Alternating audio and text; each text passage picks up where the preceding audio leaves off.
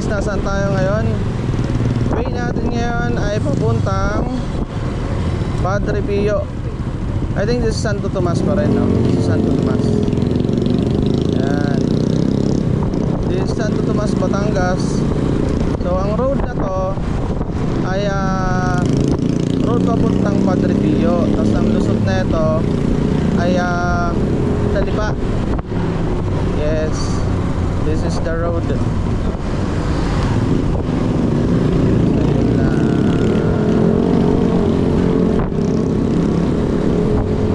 So Padre Pio na aray.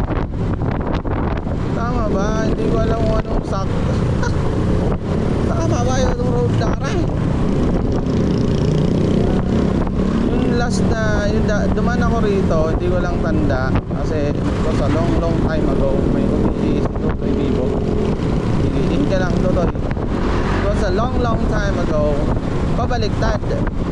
Pag ganun, pabalik doon sa ating pinanggalingan. Ito kasi yung way na to, galing ako sa Tomas or galing kang Alaminos na, no?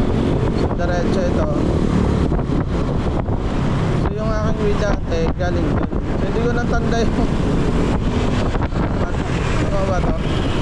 Pero I think, no, kasi may nakalagay dun na bound papuntang Padre Pio, sabi. So I think this is papuntang Padre Pio. And I really don't know, pero I think it is. Pagka mali naman to, hindi ay mali. So ayos yung mga bahay dito, ano? Parang ito na nga yun. Kasi maraming kainan.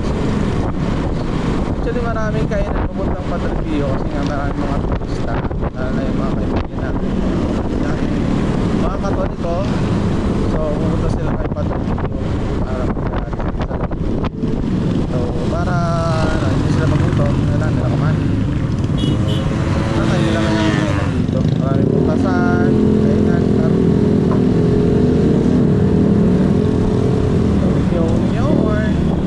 so parang ito na nga yun kasi merong pababa sa kalsada. Uy, pababa. Kita nyo yan? Pababa.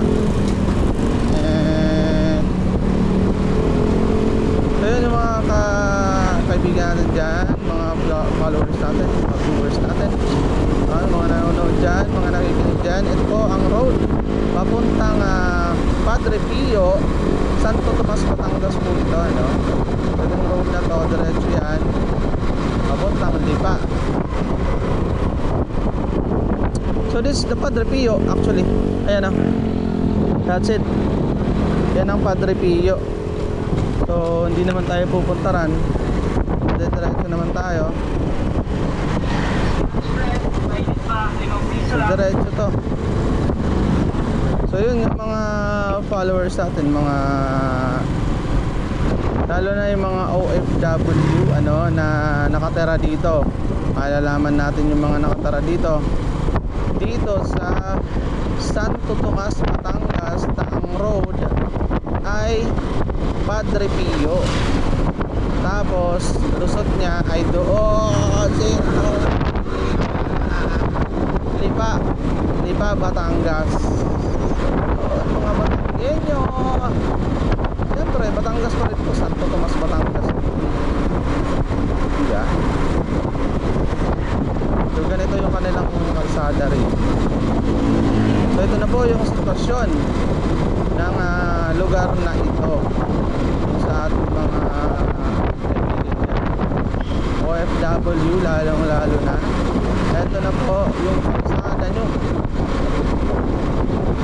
Hindi ba ito ng Pablo, Santo Tomas? Actually hindi ko talaga alam, no, kung anong, basta ito yung road na ito, Padre Pio, tapos lusot siya, di ba Batangas?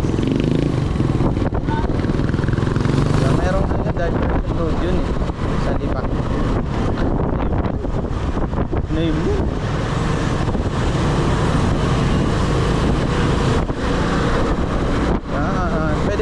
guess ano. Pero ang alam ko yung mga kaibigan natin dyan, mga OFW na taga rito, alam na nila yung mga lugar na to. Kaya makikita nila yung lugar na to, uy, ito pala yung itsura, yung bahay ko. Ganun. Ito na yung bahay nyo. Hindi ko alam dyan kung asan ko dyan banda. Pero ito na yung lugar nyo. Ayan, kita nyo yung may gate.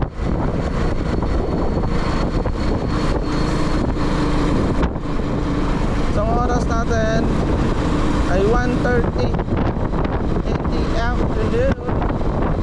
Magandang tanghali po sa ating lahat. Good morning. Good morning, good afternoon, good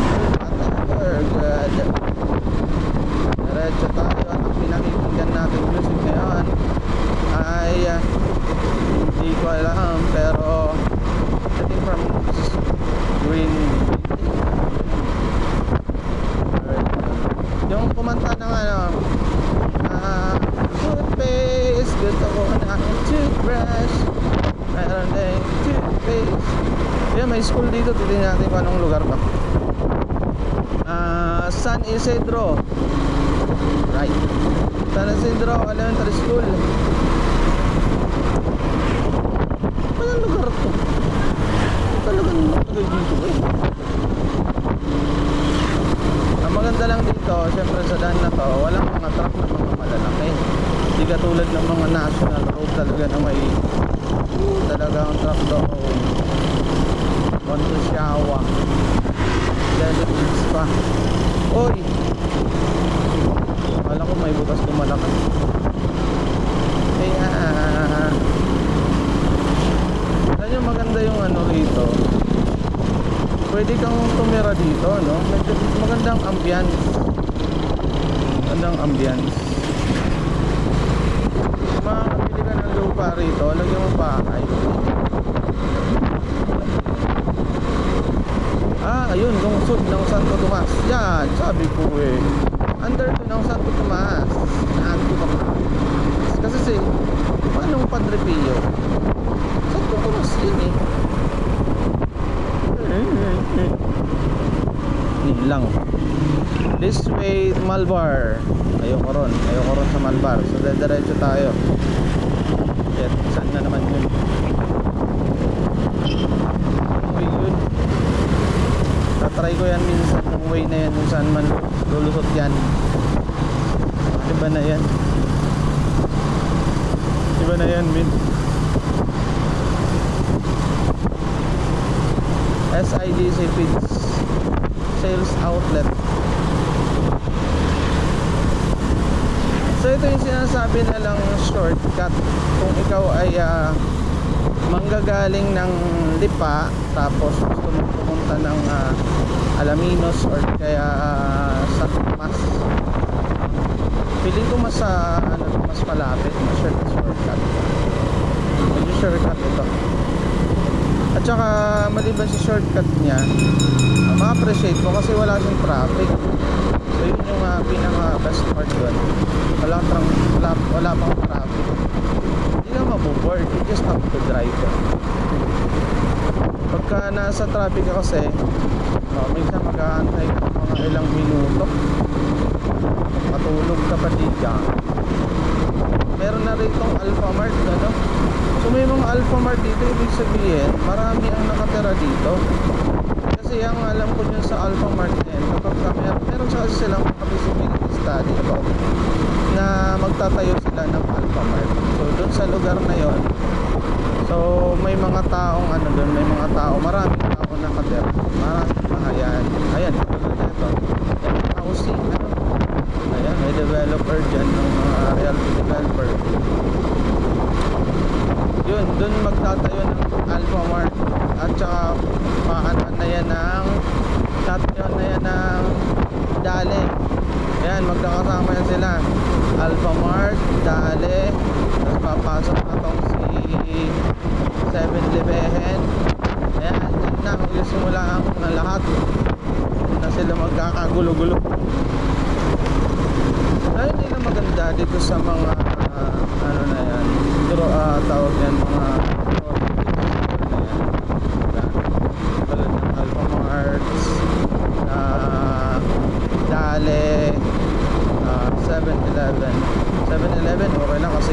siya eh, convenience eh. So yung mga Alford, yung mga ganyan, para silang ano, dati kasi yan ay sari-sari store. Focus na sari-sari store. Ngayon, nang pumasok sila, kinuha na nila, nawala na, pakita yung mga sari-sari store. Lalo na kung ikaw ay ano, ma-timing ang yung harapan mo, ikaw sari-sari store, tapos yung nagtayo harapan mo, Alphamart ko, dikyari ka dun eh. Ano yun?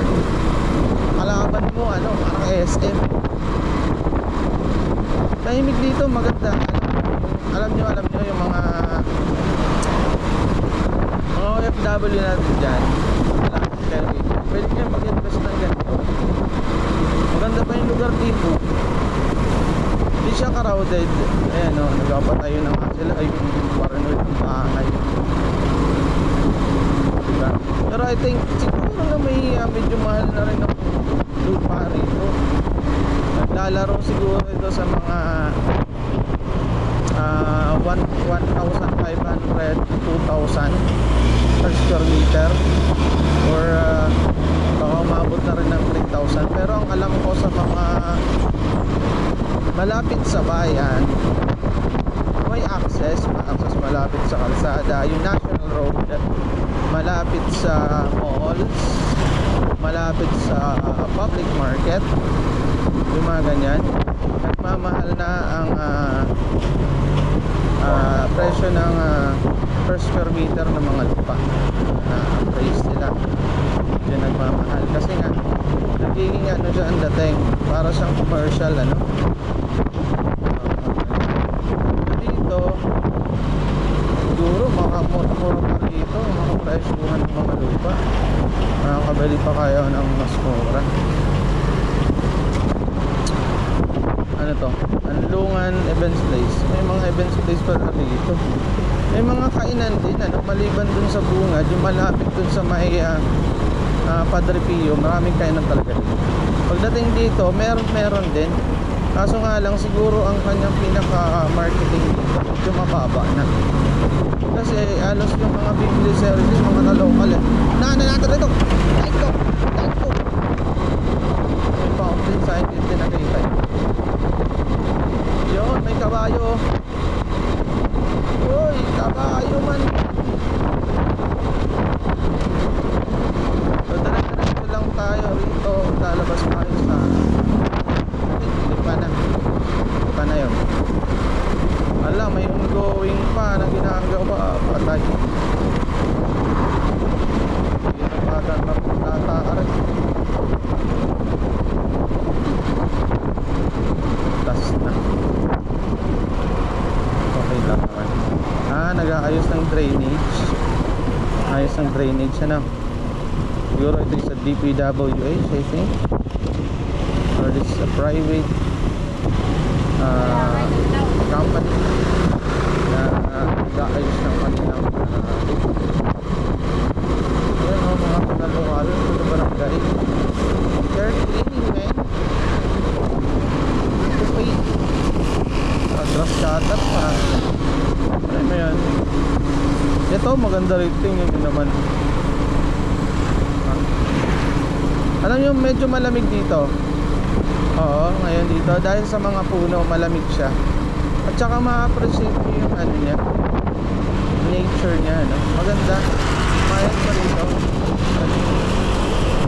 Mga insektong tumatama sa dito. Ayos pa rito no? Lalo na dito may mga puno. Dating dito bahay na bahay yung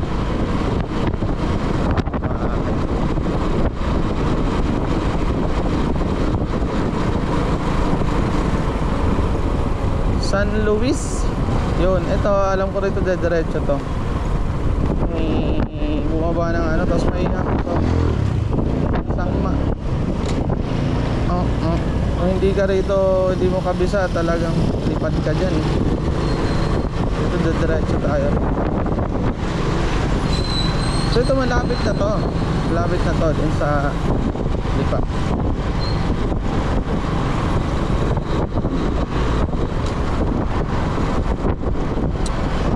Ikot na tayo mga men. So yun, magandang tanghali.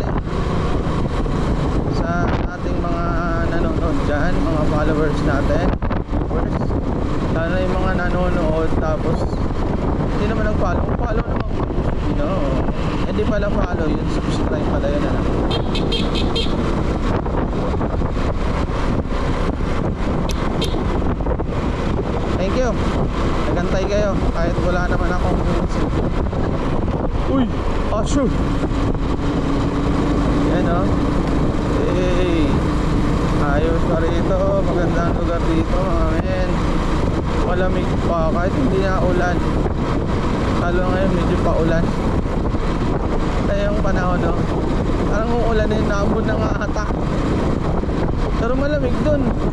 Gandang lugar ano. Kaya feeling ko ito yung prospect ng ano, mga realty developer.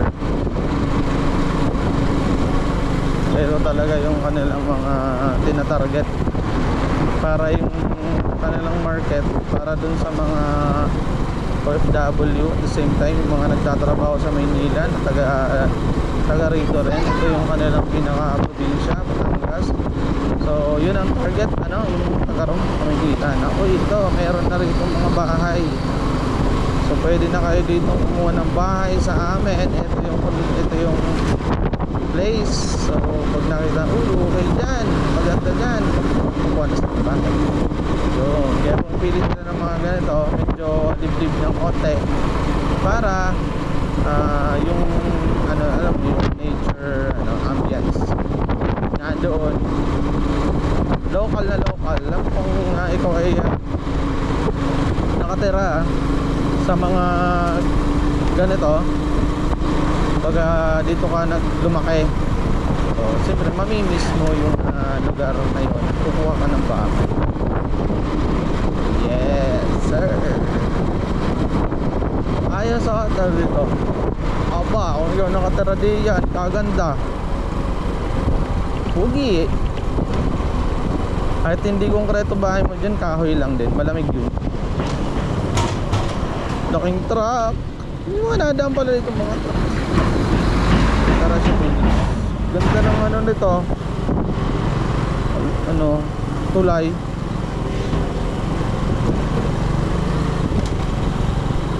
Nice. Hello.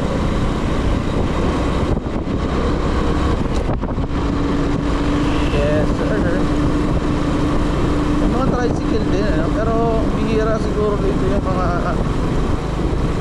kasi sa haba kanina ilang mga tricycle na nakikita eh.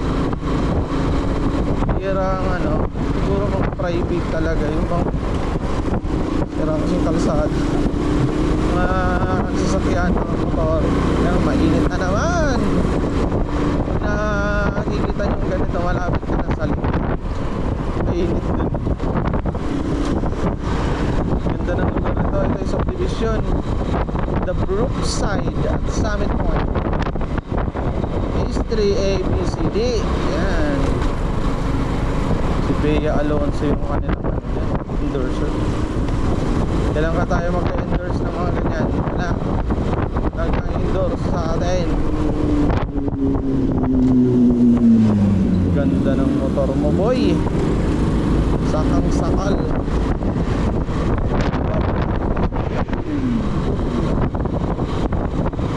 Ano yan?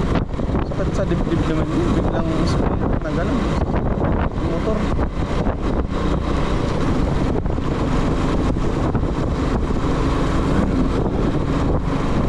Pero so far maayos naman dito. Mga pabrika, ano ka na yung pabrika ko?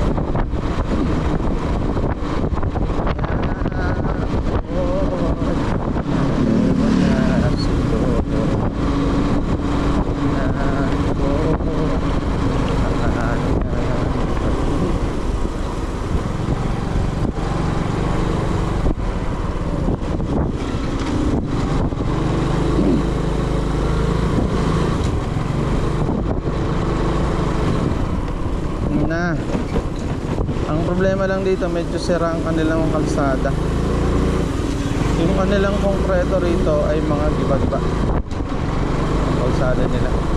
Nasira din siguro dahil may mga nadaan ng mga truck na mga malalaki. Nasira na.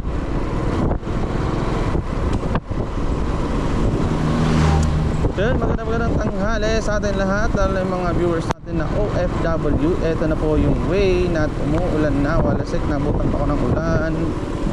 Yari na ulan. Diretso ba tayo mga guys? Kailangan nating humanap ng matataguan muna for the meantime. Parang ano rito.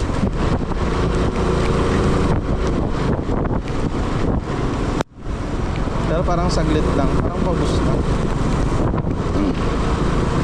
Wind gas station. Ayan o, tapos na ulan. Umulan ng konti, no? Pala, malakas pala to. Tuloy-tuloy ang ulan mga men.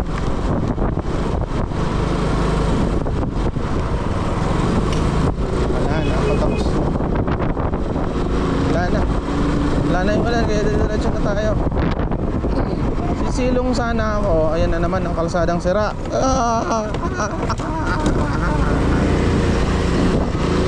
Sisilong sana ako kaso wala naman ng ulan, nabasa lang ako. Pasipon lang ito eh. Yun. Nabasa oh. Ayan, para ngayon lang.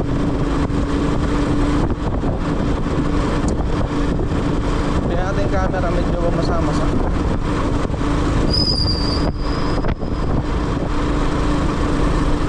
I think malapit na talaga to. Ito na talaga.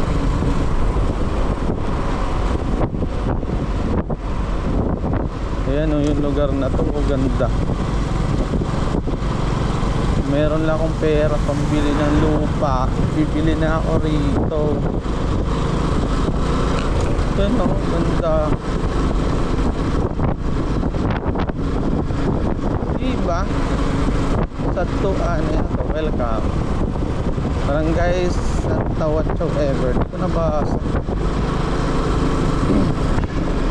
Yun, sa mga kababayan natin dyan, lalo na mga OFW, ito na po yung way, ito na po yung kondisyon ng inyong mga tinitirahan. Ito po ang way na to ay galing sa Lipa, tapos papuntang Padre Garcia, Santo Tomas, Batangas. Ay, Padre Garcia, Padre Pio, boy. Yes, iyak na. Itong ano, Padre Pio, Padre Garcia. Sino ba kasi si Garcia? Magkaibigan ba sila nun? Para sila Padre eh. Parang kasama sila sa ano, sa mga Padre. Ganda ng lugar nyo rito. Tahimik. Nature is in there. Ambience. Ang manok na natawid.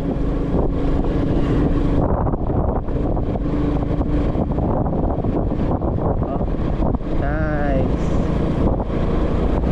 Talagang feel mo ang ano. This is on earth. Ang kumay. Sigaw ng sabay-sabay. Hala, eto na pala yun. Lipat na to. Basa yung aking ano. So dito, from this, dito ay kakaliwa, kakanan tayo. Pupunta tayo sa Lipa. Kakanan tayo, kakanan pala. Pag kumaliwa ka, papunta ka Alaminos dyan. Eto, papunta ka Lipa. So papunta na tayo sa Lipa. We're still there, come on. Bago to, oh.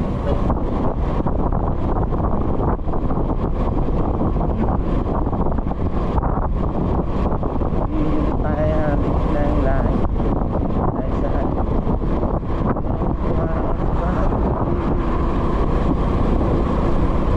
Get a 20-minute shot.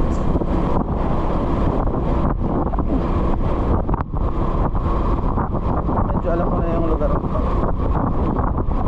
Kasi ano na to eh, Palipa na to eh. Kaya ba?